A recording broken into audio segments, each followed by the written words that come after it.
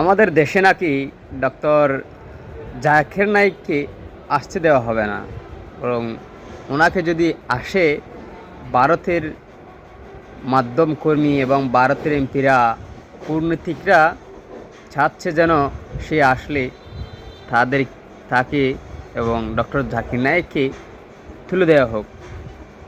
এখন কূটনীতিদের একটি প্রশ্ন থাকতে পারে,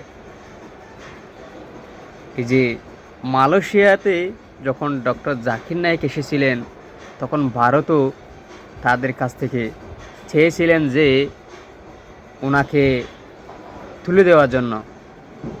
প্রশ্ন থেকে যায়, মালয়েশিয়াতে যেভাবে সরকারি সম্মাননা দেওয়া হয়েছে, সেইখানে যেভাবে সম্মান দিয়ে নিয়ে যাওয়া হয়েছে, মালয়েশিয়া কি ইন্ডিয়ার কথা, ভারতের কথা শুনেছে? আদৌ কি তাদেরকে তুলে দিয়েছে, নাকি রাষ্ট্রীয় সম্মাননা দিয়েছে?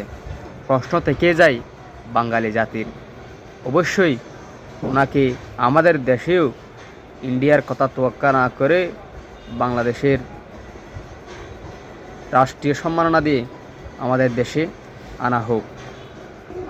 আমি আমার দেশের মুসলমান ভাইদেরকে বলবো, ইন্ডিয়া শুধু আমাদের শত্রু নয়, এরা হচ্ছে আমাদের জাতির শত্রু। ওরা হচ্ছে আমাদের মুসলমানদের শত্রু।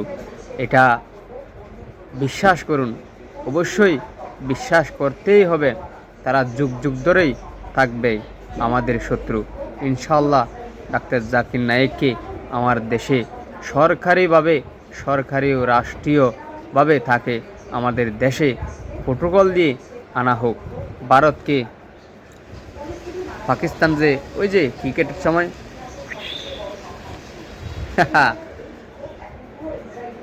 Thank you. ইনশাআল্লাহ ডক্টর জাকির নায়েককে আমাদের দেশে আনা হোক।